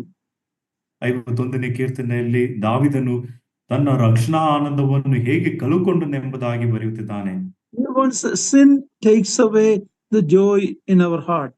ನಮ್ಮ ಹೃದಯಗಳಲ್ಲಿ ಇರುವ ಸಂತೋಷ ಆನಂದವನ್ನು ಪಾಪವು ತೆಗೆದು ಹಾಕುತ್ತದೆ. Guilt changes joy into misery. ಅಪರಾಧವು ಅಥವಾ ಪಾಪವು ಸಂತೋಷ ಆನಂದವನ್ನು ದುಃಖಕರವಾದ ಸ್ಥಿತಿಗೆ ಮಾರ್ಪಡಿಸುತ್ತದೆ. They are afraid and they are speculating that Joseph is trying to make us his slaves. He is taking our asses. ಇಲ್ಲಿ ಸಹೋದರರೆಲ್ಲರೂ ಭಯದಿಂದಿದ್ದು ಅವರು ನೆನೆಸುವುದೇನೆಂದರೆ, ಯೋಸೇಫನು ನಮ್ಮ ಕತ್ತೆ ಒಂಟೆಗಳನ್ನೆಲ್ಲ ತೆಗೆದು ನಮ್ಮನ್ನು ಗುಲಾಮರನ್ನಾಗಿ ಮಾಡಬಹುದೆಂಬುದಾಗಿ ಅವರು ಮಾತಾಡಿಕೊಳ್ಳುತ್ತಿದ್ದಾರೆ. Come to think about it, does Joseph need their asses? He is the prime minister of Egypt. He has everything. He is the second ruler. Does he need this poor bunch of men's asses? ಸ್ವಲ್ಪ ಆಲೋಚನೆ ಮಾಡಿರಿ. ಯೋಸೇಫನು ಈಗ ಐಗುಪ್ತ ದೇಶದಲ್ಲಿ ಪ್ರಧಾನ ಮಂತ್ರಿ ಆಗಿದ್ದಾನೆ. ಆದರೆ ಈ ಬಡ ಜನರ ಕತ್ತೆ ಒಂಟೆಗಳ ಅವಶ್ಯಕತೆ ಯೋಸೇಫನಿಗಿದೆಯೋ? They were not hesitant to sell their brother as a slave to Egypt. They had no problem at that time. ಆ ಸಮಯದಲ್ಲಿ ಯೋಸೇಫನನ್ನು ಐಗುಪ್ತ ದೇಶಕ್ಕೆ ಗುಲಾಮನಾಗಿ ಮಾರಿ ಬಿಡುವುದಕ್ಕೆ ಅವರಿಗೆ ಯಾವ ತೊಂದರೆ ಇರಲಿಲ್ಲ. Now their heart is so perplexed that they have absolutely no peace in their life. ಆದರೆ ಈಗ ಅವರ ಹೃದಯವು ತುಂಬಾ ಗಲಿಬಿಲಿಯಿಂದ ಇದ್ದು ಅವರ ಜೀವನಗಳಲ್ಲಿ ಯಾವ ಸಮಾಧಾನವೂ ಇಲ್ಲದೆ ಇರುವ ಪರಿಸ್ಥಿತಿ. That is something I and you need to learn. When we hide sin in our life, when we don't confess it, it will take away the joy in our life. ನಾವು ಈ ಪಾಠವನ್ನು ಕಲಿಯಬೇಕು. ನಮ್ಮ ಜೀವನಗಳಲ್ಲಿ ರಹಸ್ಯವಾದ ಪಾಪಗಳು, ಅರಿಕೆ ಮಾಡದೇ ಇರುವ ಪಾಪಗಳು ಏನಾದರೂ ಇರುವುದಾದರೆ ನಮ್ಮಿಂದ ಸಮಾಧಾನ ಆನಂದವನ್ನು ತೆಗೆದು ಹಾಕುತ್ತದೆ. When we confess it and correct it, whoever we have wronged to, then the Lord will give the joy back.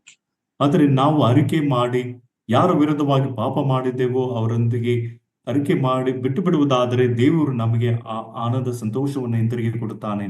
Read 19 to 23. 19ನೇ ವಚನದಿಂದ 23ನೇ ವಚನ ತನಕ.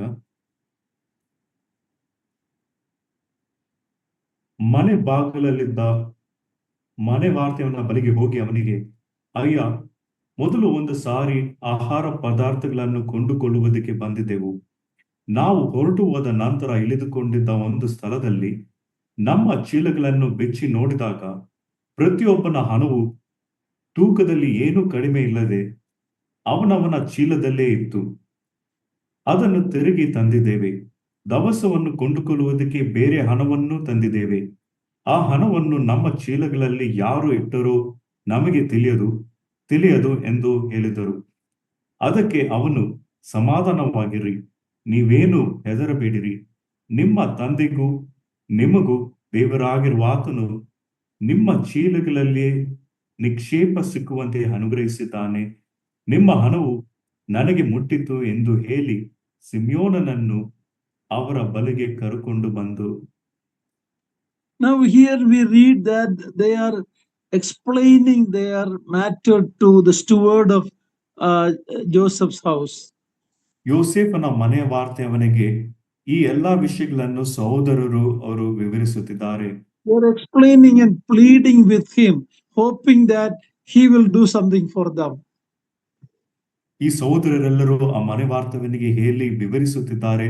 ಅವನೇನಾದ್ರೂ ಸಹಾಯ ಮಾಡಬಹುದೆಂಬ ಒಂದು ನಿರೀಕ್ಷೆಯಿಂದ ಎಲ್ಲಾ ವಿಷಯಗಳನ್ನು ಹೇಳಿದರು. The answer of that steward is very interesting.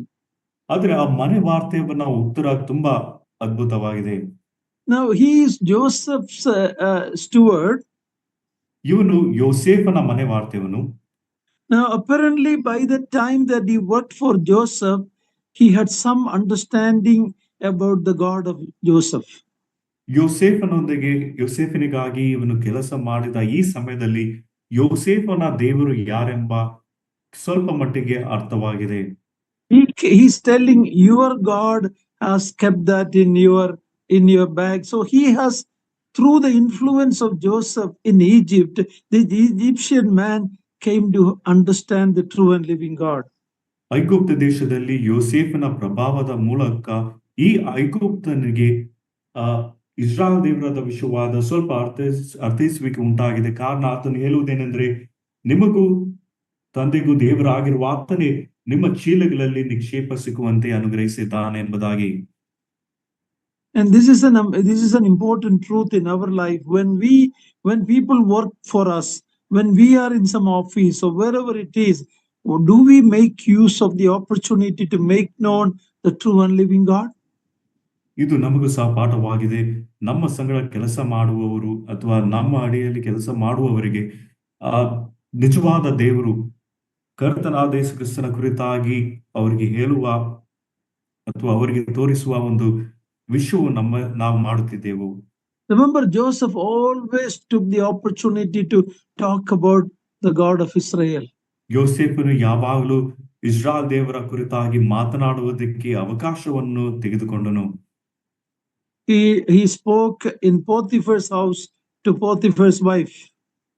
ಪೋಟಿಫರ್ ಮನೆಯಲ್ಲಿ ಪೋಟಿಫರ ಹೆಂಡತಿಯೊಂದಿಗೆ ಮಾತನಾಡಿದಾಗ ಆತನು ಹೇಳಿದನು about God. ದೇವರ ಕುರಿತಾಗಿ. How can I do this evil against God? ದೇವರ ವಿರುದ್ಧವಾಗಿ ಈ ಕೆಟ್ಟದನ್ನು ಹೇಗೆ ಮಾಡಲಿ? In the jail, he talked to the butler and baker of Pharaoh about God. ಸೆರೆಮನೆಯಲ್ಲಿ ಇದ್ದಾಗ ಅರಸನ ಪಾನದಾಯಕನು ಮತ್ತೊಬ್ಬ ಸೇವಕನಿಗೂ ಇಸ್ರಾಯೇಲ್ ದೇವರ ಕುರಿತಾಗಿ ಆತನು ಮಾತನಾಡಿದನು. When he stood before Pharaoh, the king of Egypt, he told about God.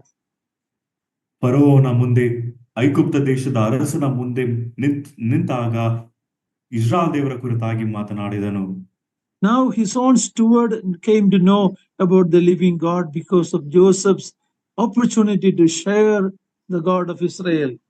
ಯೋಸೇಫನು ಇಸ್ರಾಯೇಲ್ ದೇವರ ಕುರಿತಾಗಿ ಮಾತನಾಡುವುದಕ್ಕೆ ಅವಕಾಶವನ್ನು ತೆಗೆದುಕೊಂಡಾಗ ಈಗ ಯೋಸೇಫನ ಮನೆ ವಾರ್ತೆಯನ್ನು ಸಹ ಇಸ್ರಾಯೇಲ್ ದೇವರ ಕುರಿತಾಗಿ ತಿಳ್ಕೊಂಡವನಾಗಿದ್ದಾನೆ. You and I should always look for opportunity to give a witness for our Lord Jesus Christ. ನಮ್ಮ ಕರ್ತನಾದ ಯೇಸು ಕ್ರಿಸ್ತನ ಕುರಿತಾಗಿ ಸಾಕ್ಷೀಕರಿಸುವುದಕ್ಕೆ ನಾವೆಲ್ಲರೂ ಅವಕಾಶಗಳನ್ನು ನಾವು ಹುಡುಕುವವರಾಗಿರಬೇಕು. Now the rest of the chapter is very dramatic. What is going to happen? ಉಳಿದ ಅಧ್ಯಾಯದಲ್ಲಿ ಮುಂದೆ ನಡೆಯುವ ವಿಷಯಗಳು ತುಂಬಾ ಆಸಕ್ತಿಯುತವಾಗಿ ಉಂಟು. Now let's read. I think we have a few minutes left. Let's read verse 16. I'm sorry, verse 22 to 25. ದವಸವನ್ನು ಕೊಂಡುಕೊಳ್ಳುವುದಕ್ಕೆ ಬೇರೆ ಹಣವನ್ನು ತಂದಿದ್ದೇವೆ. ಆ ಹಣವನ್ನು ನಮ್ಮ ಚೀಲಗಳಲ್ಲಿ ಯಾರು ಇಟ್ಟರೂ ನಮಗೆ ತಿಳಿಯದು ಎಂದು ಹೇಳಿದರು. ಅದಕ್ಕೆ ಅವನು, ಸಮಾಧಾನವಾಗಿರಿ, ನೀವೇನು ಹೆದರಬೇಡಿರಿ. ನಿಮ್ಮ ತಂದೆಗೂ ನಿಮಗೂ ದೇವರಾಗಿರುವ ಆತನು ನಿಮ್ಮ ಚೀಲಗಳಲ್ಲಿ ನಿಕ್ಷೇಪ ಸಿಕ್ಕುವಂತೆ ಅನುಗ್ರಹಿಸಿದ್ದಾನೆ. ನಿಮ್ಮ ಹಣವು ನನಗೆ ಮುಟ್ಟಿತು ಎಂದು ಹೇಳಿ ಸಿಮ್ಯೋನನನ್ನು ಅವರ ಬಳಿಗೆ ಕರೆಕೊಂಡು ಬಂದು ಅವರೆಲ್ಲರನ್ನು ಯೋಸೇಫನ ಮನೆಯೊಳಗೆ ಸೇರಿಸಿ ಕಾಲುಗಳನ್ನು ತೊಳೆಯುವುದಕ್ಕೆ ನೀರನ್ನು ಕೊಡಿಸಿ ಅವರ ಕತ್ತೆಗಳಿಗೆ ಮೇವು ಹಾಕಿಸಿದನು. ತಾವು ಅಲ್ಲೇ ಊಟ ಮಾಡಬೇಕೆಂಬ ಸಂಗತಿಯನ್ನು ಅವರು ಕೇಳಿದ್ರಿಂದ ತಾವು ತಂದಿದ್ದ ಕಾಣಿಕೆಯನ್ನು ಸಿದ್ಧವಾಗಿ ಇಟ್ಟುಕೊಂಡು ಯೋಸೇಫನು ಮಧ್ಯಾಹ್ನದಲ್ಲಿ ಬರುವ ತನಕ ಕಾದುಕೊಂಡಿದ್ದರು. Now, when you again listen to what the steward has said, ಈ ಮನೆ ವಾರ್ತೆಯನ್ನು ಹೇಳಿದ ಮಾತನ್ನು ನೀವು ಗಮನಿಸುವುದಾದ್ರೆ, we get a clue that Joseph might have explained at least something to him. ಯೋಸೇಫನು ಈಗಾಗಲೇ ತನ್ನ ಮನೆ ವಾರ್ತೆಯವನಿಗೆ ನಡೆಯುವ ವಿಷಯಗಳು ಏನೆಂಬುದಾಗಿ ಸ್ವಲ್ಪ ಮಟ್ಟಿಗೆ ವಿವರಿಸಿದಿರಬಹುದು.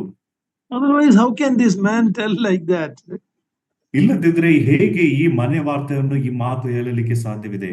So Joseph might have revealed something to this steward what is happening.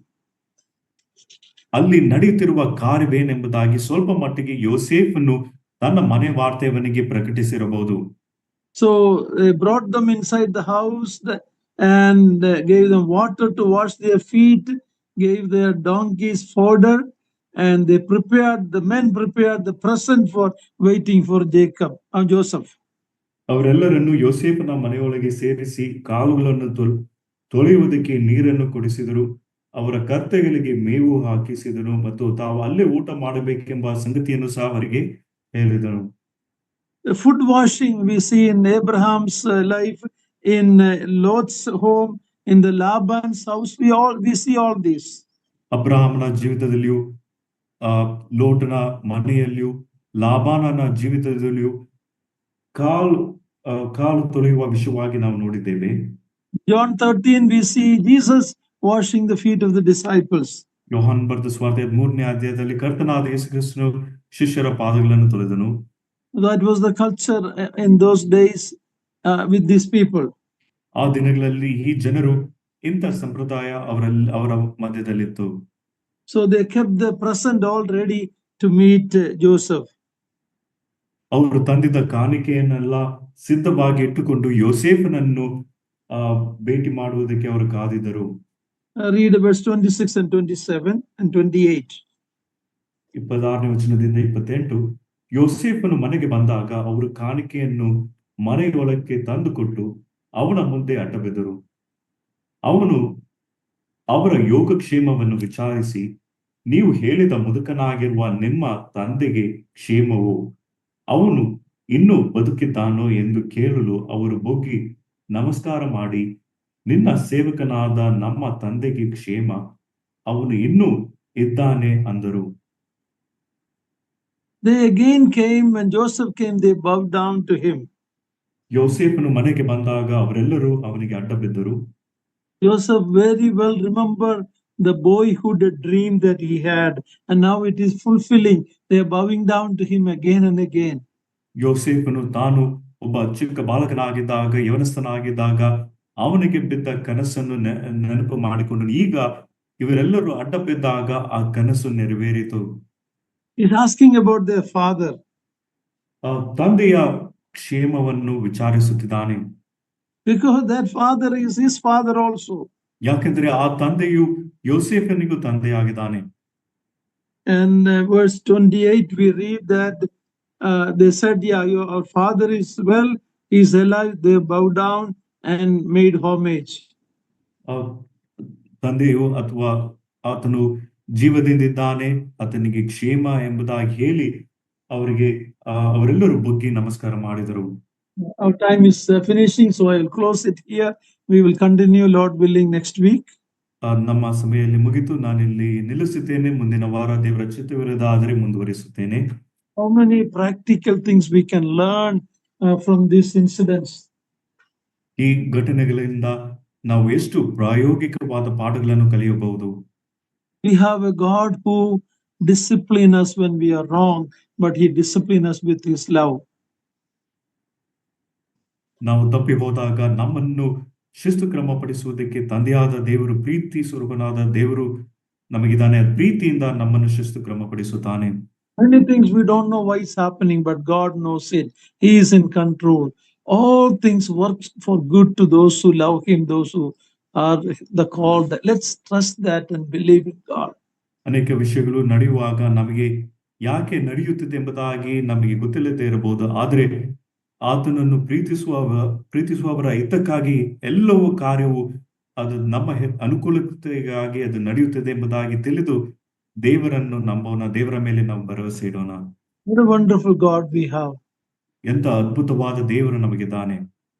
Joseph knew everything about them. Our God knows everything about them, but still we hide, we act like hypocrites many a times, and we play game and we act in the church. Let us leave all of that and be true to God, and we will have the joy of the Lord in our heart. ಯೋಸೇಫನು ತನ್ನ ಅಣ್ಣಂದಿರ ವಿಷಯವಾಗಿ ಎಲ್ಲವೂ ತಿಳಿದಿತ್ತು. ನಮ್ಮ ಕರ್ತನಾದ ಯೇಸು ಕ್ರಿಸ್ತನು ನಮ್ಮ ಕುರಿತಾಗಿ ಎಲ್ಲವೂ ಬಲ್ಲವನಾಗಿದ್ದಾನೆ. ಆದರೆ ಅನೇಕ ಸಮಯದಲ್ಲಿ ನಾವು ಕಪಟಿಗಳಾಗಿ ನಾವು ಸಭೆಗಳಲ್ಲಿ ನಾವು ನಟನೆ ಮಾಡುವವರಾಗಿದ್ದಾರೆ. ನಾವು ಅರಿಕೆ ಮಾಡಿ ನಮ್ಮ ಪಾಪಗಳನ್ನು ಬಿಟ್ಟು ಬಿಡುವುದಾದರೆ ದೇವರು ನಮಗೆ ಆ ಆನಂದ ಸಂತೋಷವನ್ನು ನಮಗೆ ಹಿಂತಿರುಗಿ ಕೊಡುವನು. Why we don't have the joy of the Lord in our heart? ನಮ್ಮ ಹೃದಯಗಳಲ್ಲಿ ದೇವರ ಸಂತೋಷದ ರಕ್ಷಣಾ ಆನಂದ ನಮ್ಮಲ್ಲಿ ಯಾಕೆ ಇಲ್ಲ? Because there are things that are not right in my life and your life. Until and unless we completely confess and let it go, we will not have that joy. ಯಾಕೆಂದ್ರೆ ನಮ್ಮ ಜೀವಿತದಲ್ಲಿ ರಹಸ್ಯವಾದ ಅರಿಕೆ ಮಾಡದ ಪಾಪಗಳು ಅನೇಕ ಉಂಟು. ನಾವು ಅದನ್ನು ಬಿಟ್ಟು ಬಿಡದೆ ಹೊರತು, ದೇವರ ಕಡೆಗೆ ಸರಿ ಮಾಡಿಕೊಳ್ಳದೆ ಹೊರತು ನಮ್ಮಲ್ಲಿ ಆ ಆನಂದ ಇರುವುದಿಲ್ಲ. May the Lord help us as we study this. ಈ ವಿಷಯಗಳನ್ನು ನಾವು ಧ್ಯಾನ ಮಾಡುವಾಗ ದೇವರು ತಾನೇ ನಮಗೆ ಸಹಾಯ ಮಾಡಲಿ. May God's name be glorified. ದೇವರ ನಾಮಕ್ಕೆ ಮಹಿಮೆ ಉಂಟಾಗಲಿ.